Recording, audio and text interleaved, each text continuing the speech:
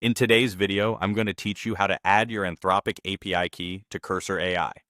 Before we begin, this walkthrough assumes you already have the Cursor AI application installed and that your Anthropic API key is copied to your clipboard. If you've got that ready, let's jump right in. First, open the Cursor AI application on your computer. Give it a moment to load the workspace so you're starting from the main interface. Keeping Cursor up to date can help ensure the settings look and function as shown here.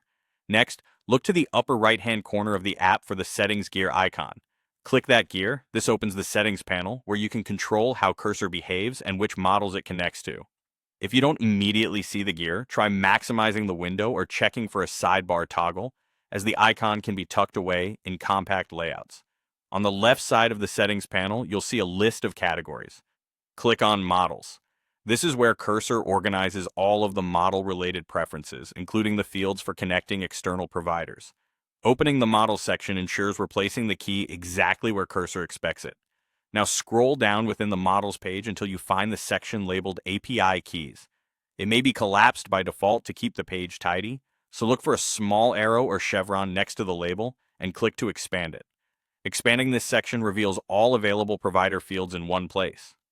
Within the API Keys area, look for the input field labeled Anthropic API Key.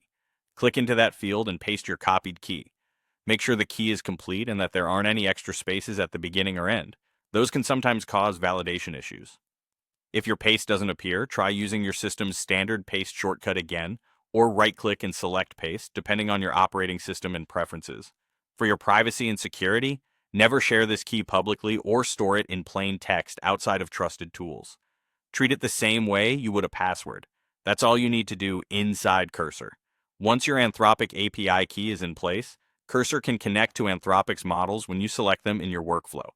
If you ever rotate your key for security, just return to this same Models page, open the API Keys section, and update the Anthropic field with the new value.